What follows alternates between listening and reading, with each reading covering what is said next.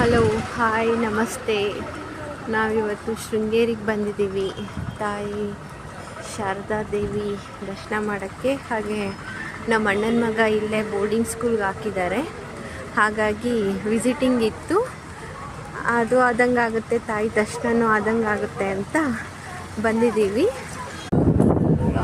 ಸನ್ನಿಧಾನಕ್ಕೆ ಹೋಗ್ತಾ ಇದ್ದೀವಿ. ಅಮ್ಮನವ್ರ ದರ್ಶನಕ್ಕೆ ಹೋಗ್ತಾ ಇದ್ದೀವಿ. ನೋಡಿ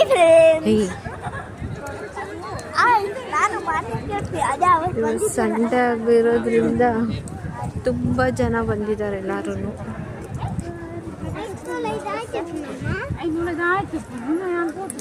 ಶೃಂಗೇರಿಲಿ ಸಿಕ್ಕಾಪಟ್ಟೆ ಮಳೆ. ಈಗೆಲ್ಲೋ ಸ್ವಲ್ಪ ಕಮ್ಮಿ ಆಗಿದೆ ಇವತ್ತು, ಆದರೆ ಬರ್ತಾನೆ ಇದೆ. ಬಟ್ ನಿನ್ನೆ ಎಲ್ಲ ತುಂಬ ಇತ್ತಂತೆ ಇಲ್ಲೆಲ್ಲ ಮಳೆ. ಇಲ್ಲೇ ಅಮ್ಮನವ್ರ ದೇವಸ್ಥಾನ.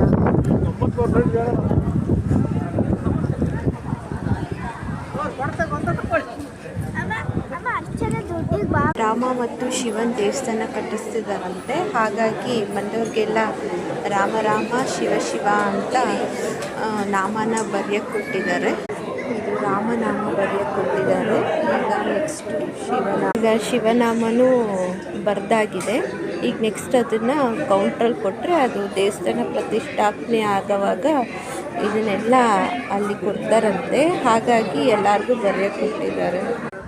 ಜಗದ್ಗುರು ಶ್ರೀ ನರಸಿಂಹ ಭಾರತಿ ಯೋಗ ಮಂಟಪ ಅಂತ ಇದು. ಇಲ್ಲಿಂದ ಇದೆಲ್ಲ ಆಲ್ಮೋಸ್ಟ್ ಎಲ್ಲ ಬಂದಿರ್ತೀರ ಶೃಂಗೇರಿ ಅಂದರೆ.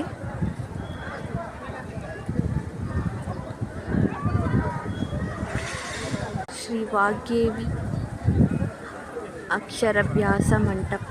ಇಲ್ಲಿ ಮಕ್ಕಳಿಗೆಲ್ಲ ಅಕ್ಷರ ಅಭ್ಯಾಸ ಮಾಡ್ತಾರೆ. ಸ್ಟಾರ್ಟಿಂಗು ಸ್ಕೂಲಿಗೆ ಸೇರಿಸೋಕ್ಕಿಂತ ಮುಂಚೆ ಇಲ್ಲಿ ಬಂದು ಅಕ್ಷರ ಅಭ್ಯಾಸ ಎಲ್ಲ ಮಾಡಿಸ್ತಾರೆ. ಸಣ್ಣ ಸಣ್ಣ ಮಕ್ಕಳಿಗೆ ವಿದ್ಯೆ ಚೆನ್ನಾಗಿ, ಅಮ್ಮನವ್ರ ಆಶೀರ್ವಾದದಿಂದ ವಿದ್ಯೆ ಎಲ್ಲ ಚೆನ್ನಾಗಿ ಬರುತ್ತೆ.